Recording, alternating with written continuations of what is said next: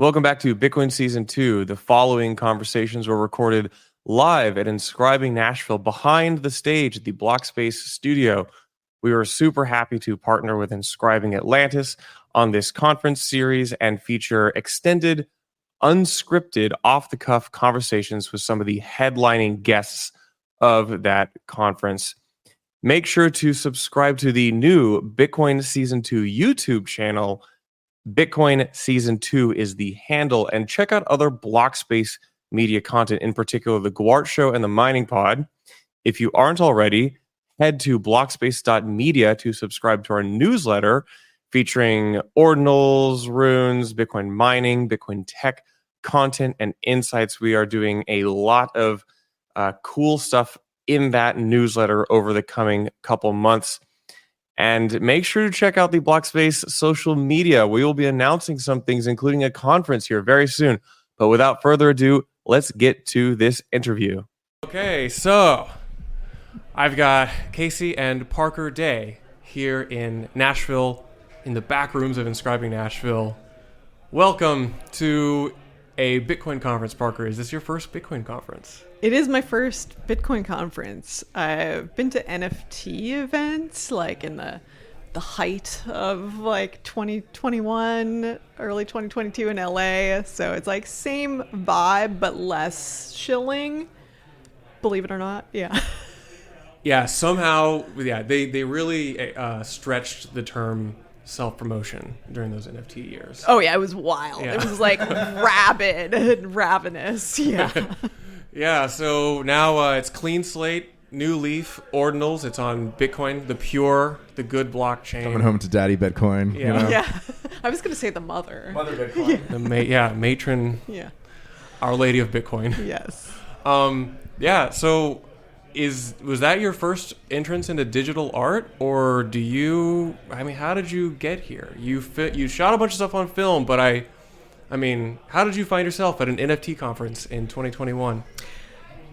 So Casey here, who you may or may not be familiar with, I've known him since high school, and we've stayed in touch over the years.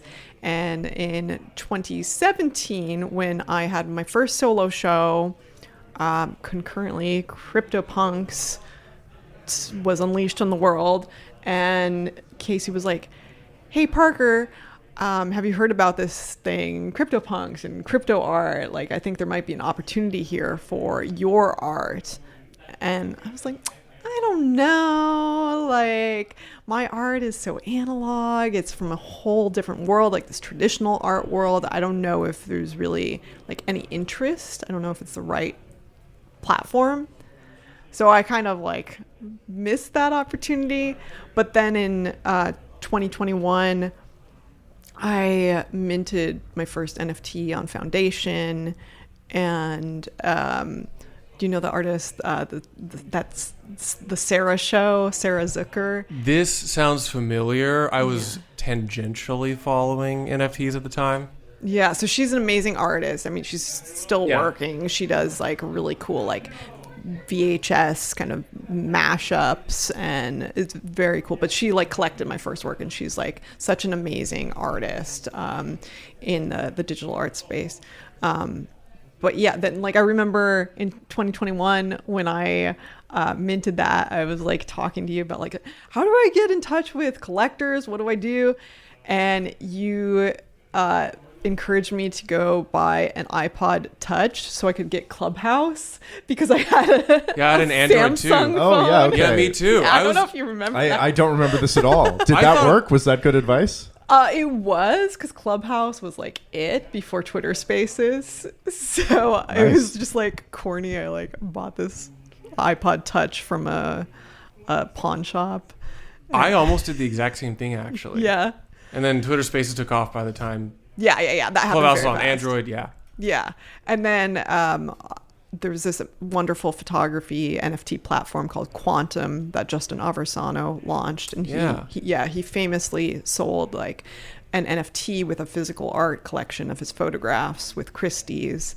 And so it was like a beautiful moment for photography in the crypto world. And so I had my collection launch in 2022, and then the roller coaster slid down, and yeah. This is what happens. This is the punishing reverse hedonic treadmill. Yeah. The cycle of Bitcoin and crypto. It will go down eventually. Yeah. And then it'll go up. Yeah, it'll go up. Yeah. It's a good year so Yes. far. So when you did I'll probably ask a bunch of questions about fun. When you started doing the photography for fun, did you have in mind that you were going to put it on Bitcoin? No. So Casey hit me up after the success of my Ethereum NFTs with Quantum, and was like, yo, Parker, you should go even harder. Do like a big, like massive PFP Your previous style. collection that you sold was 200? 200. That's right, yeah. Yeah, I think. And like it's such like PFP vibe art that I was like, okay, you got to do a big collection, really get the degens frothing for this. Yeah, you gotta whip them up into a froth. They love it. But When did we start talking about fun?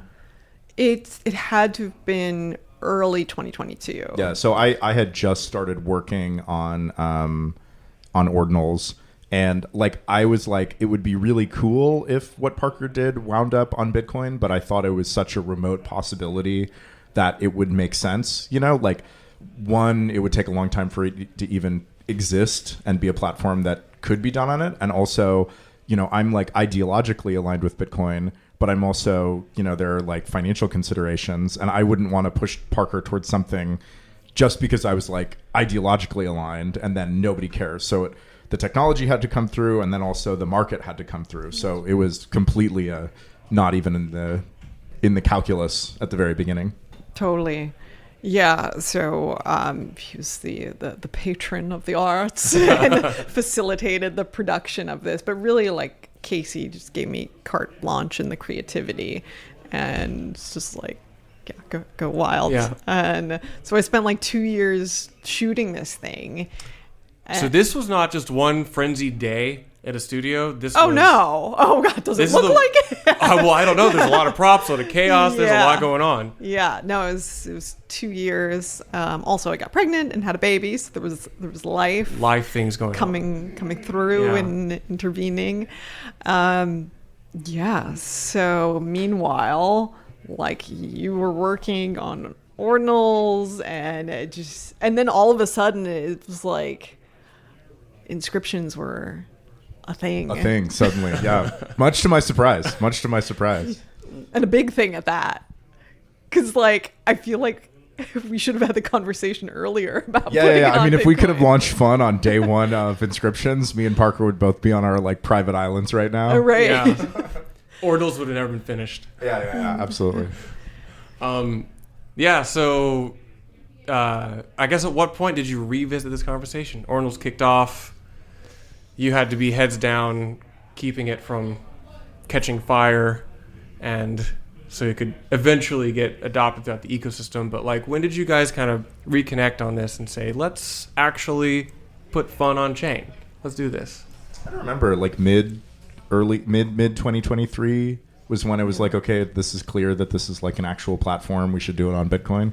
Yeah, that was viable. I mean, for me, like, I needed the art to look good on chain, so it couldn't be just like a tiny pixelated mess.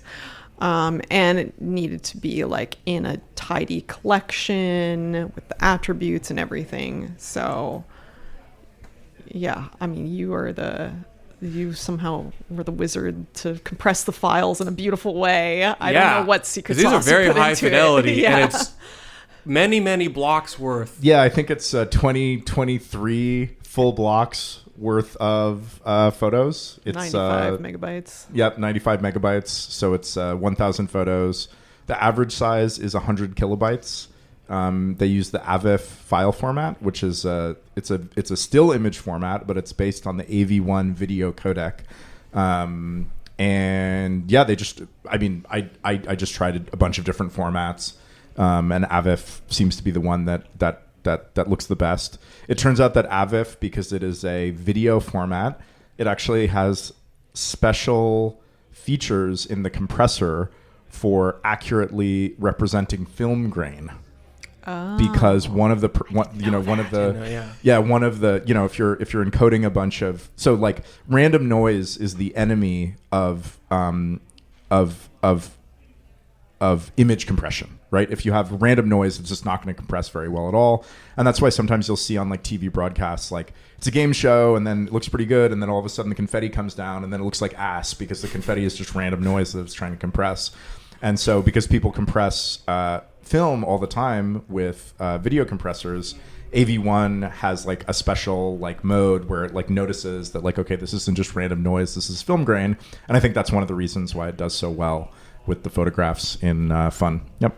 That makes Today so much I sense. learned, and so you talk about features and everything, and I don't know how like dialed into like the technical side of ordinals are, but you introduced in the Ord client and now throughout the ecosystem the metadata.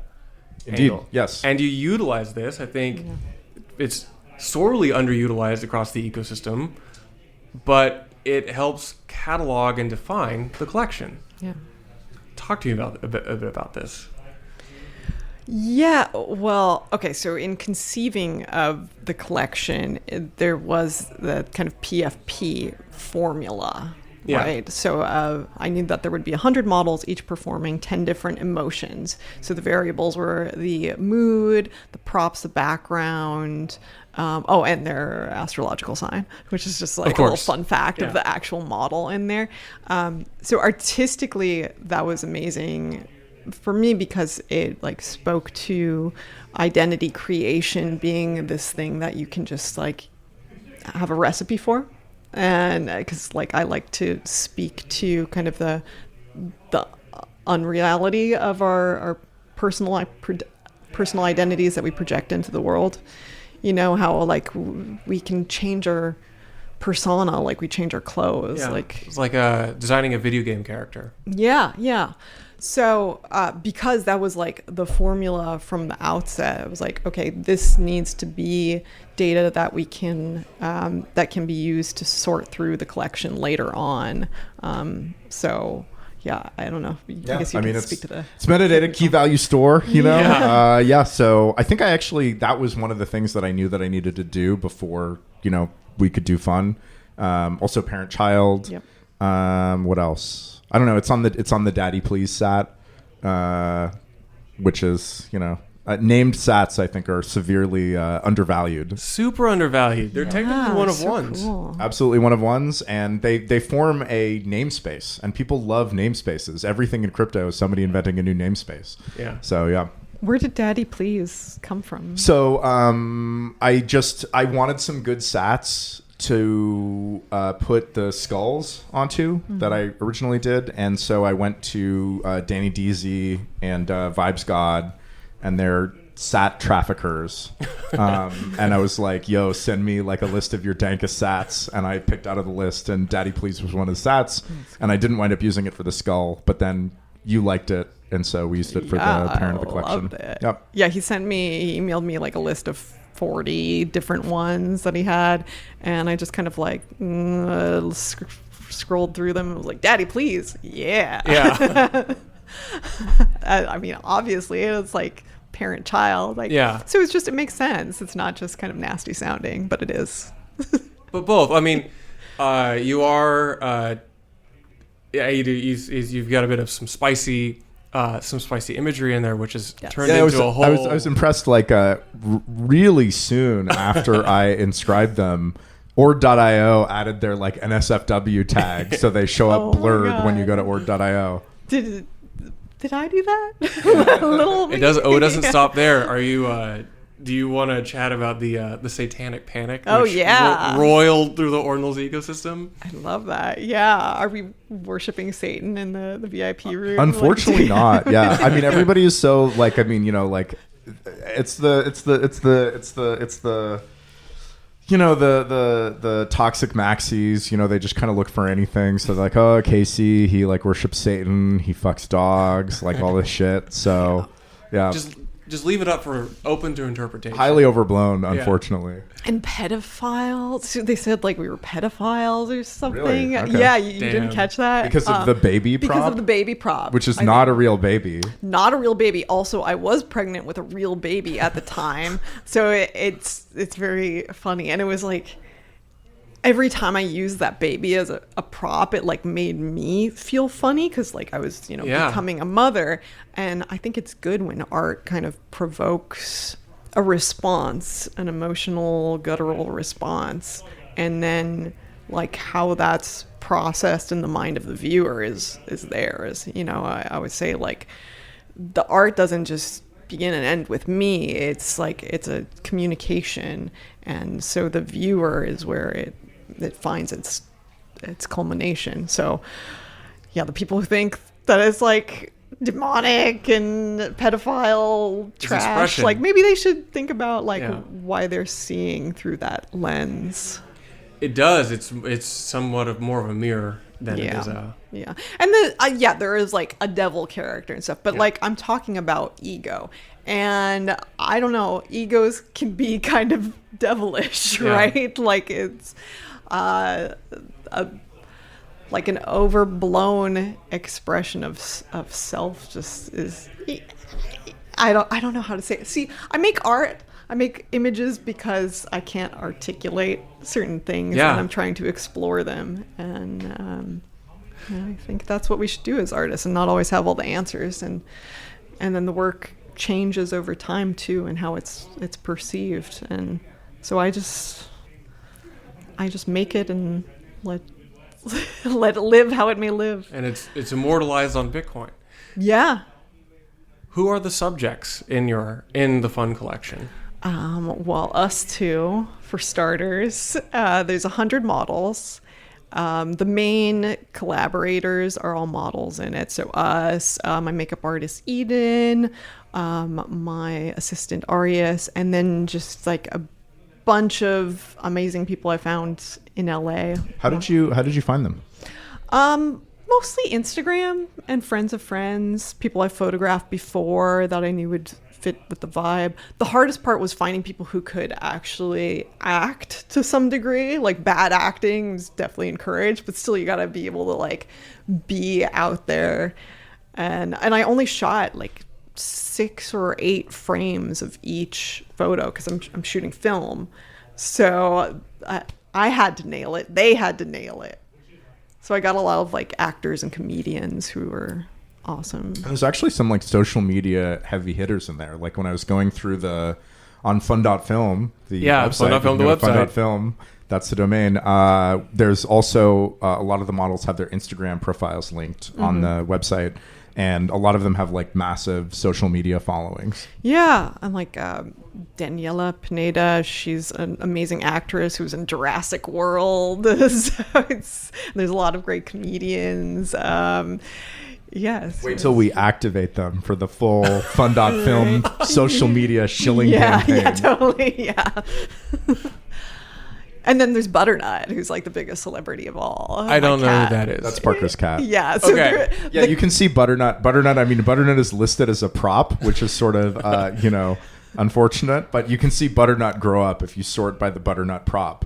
Yeah. Butternut starts as a kitten. Yeah, because you did this over... And yeah. 2 years. Butternut was acquired during the... She was. Yeah, she was acquired. During the filming process, yeah. Yes. So her first photo, her debut was with Daniela as like this little blue-eyed, little like hand-sized kitten. And then Casey posted Butternut's glow up with like a collage of all the Butternut instances. And then it launched 1,000 runes. Right, yeah. I mean, people are just desperate for any sort of like meme related to me that they can shill a token based on. So yeah, Butternut. They're all going to zero too, which they're going to zero. Yeah, they're going to zero fast. Yeah. And people thought it was Casey's cat. So they're like, it's Casey's cat. Buy the rune. Yeah. So you guys have put this together. The artist, the vision, the execution, kind of eating your own dog food in a way here. Absolutely. In the purest way possible. What is and you guys are going to go on stage here in a little while to talk about a fireside chat. Do you have a plan to release these? You don't have to say it We're here? like working the machinations are happening behind the scenes. Neither of us have any idea how to do this, so we're slowly just groping through the darkness. But yeah, it's all TBD and like TBA. So yeah, the degens are gonna have to wait. Yeah. Yeah. We're gonna sell right into the bull market. We're just waiting for the bull market to pump, and then we're gonna dump our bags. Do it. That's how you should do it. Make that Or bag. we could kickstart the bull market. I mean, Yeah, maybe. You know, Manifest the bull market. yes. Yeah. But really, I think it's like a great time for like a traditional art collection to come to Bitcoin and like put some of that energy into this world. Because I don't think there have been any like traditional. Well, I guess there are some traditional art collections. It's kind of limited. coming Like there's in. a small number of them. Yeah. Yeah. But I mean, we think this one has crossover appeal. Yes, as they say. Yes, yeah. Marketing engagement unlocked. You can activate. Yes, It's an activation. Yeah. So we'll see. We'll get there when we get there. We'll release it. What are your just impressions now? First Bitcoin conference, it's your first real introduction into seeing Ordinals people in real life instead of PFPs on the internet. What are your impressions? Yeah, it's great. Everyone's really nice and friendly, and yeah, I love it. I mean, I've loved the NFT space because I felt like I found my people much more so than I did in kind of like the hipster LA art world. I mean, much love to all of that, but it's like I'm an awkward nerd and We all are. in just like freaky artist clothing. So I don't know. And it's just like there's so many very inspiring, intelligent people here. And so I'm just here to learn, really. Yeah, it's been kind of a chaotic ride. I think Casey, me, for half the people here, a lot of us were just goofballs hacking away at our own personal projects, and now unified by a shared interest in art and Bitcoin culture. So, yeah, I'll throw it back to you. Any last thoughts, reflections on fun? Just start fucking frothing, you fucking degens. Yes, yeah. Buy that shit. Yes. You're gonna sell a bunch. You're gonna go buy. You're gonna go start art studio in LA. You're gonna go do. I don't know. I'm just spitballing. Yeah. Put some for the kids' college fund or something. Yes, yeah. Definitely that for Butternut's college Butternut. fund. Yeah. Yeah. Well, I wish you both the best. I'm so glad you are in the Bitcoin ecosystem and putting your art on Bitcoin. Casey, thank you so much for making this possible, for making everybody else's hopes and dreams come alive. Doing my thing, you know? Yeah. No big deal. Otherwise, thank you so much. Thank you. Cheers. Cool. See you guys.